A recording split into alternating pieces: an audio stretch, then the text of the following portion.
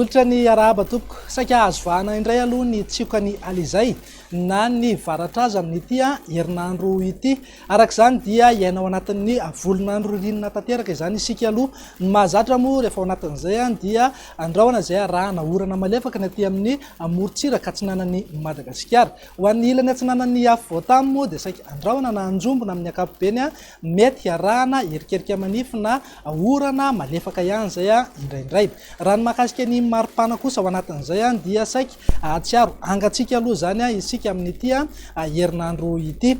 Ny rivotra kosa dia saika andrivotra aloha ny andro amin'ny ankapobeny ho antsika eto amin'ny faritra avo amin'ny afovoatany. Ny mpampiasa ny ranomasina sy mpanjona ny ranomasina aty amin'ny morontsiraka avaratra atsinanan'ny nosy torak'izay ihany koa ny morontsiraka izy Sofiasy Boeny iny dia tanina trano mba ho mailo trano rehefa mivoaka mendrika fa saika andrivotra ny andro amin'ny ankapobeny. Andao jerentsika amin'ny antsipriany ary ny mahakasika izay vinany toetry ny andro amin'ny rahampitso maraina izay. Isitraka orana malefaka aloha ny any amin'ny manodidina ny Sambava, Antala, Analanjorofo ary any Toamasina.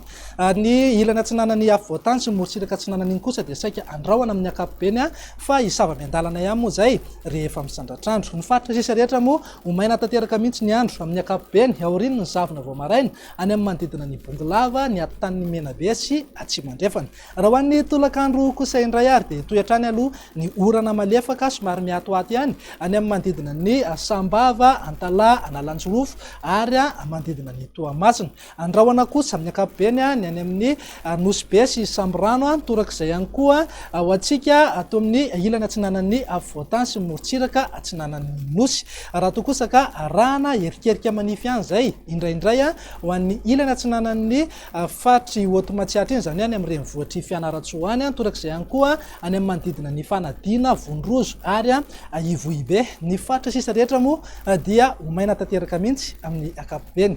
Raha mahakasika ny maripana kosa indray dia saika ahitana fidinana hoy aty ao. Antsika eto amin'ny manodidina ny afo voatany zao dia eo anelanelan'ny 10 na 12 degré celsius eo ny maripana ambany indrindra. Maripana ambony indrindra kosa dia tsy mihoatra ny 20 na 2 na 13 degré celsius eo, zany hoe angatsika aloha zany amin'ny ankapobeny. Ny maripana ambony indrindra kosa dia any amin'ny manodidina Maheva tanàna sy ny Antsohiny ananika hatrany amin'ny 4 degré celsius mihitsy. Dia izay indray raha ny vinany toetry ny androntsika ho amin'ny rahampitso tompoko lahy sy tompoko vavy mamy fotoananao amin'ny manaraka indray. Veloma tompoko.